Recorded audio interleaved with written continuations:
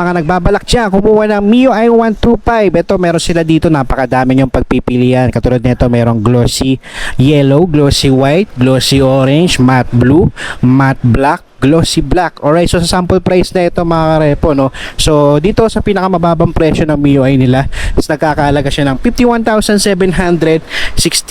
Alright, pag kinuha siya ng installment, meron siyang down payment na 4,200.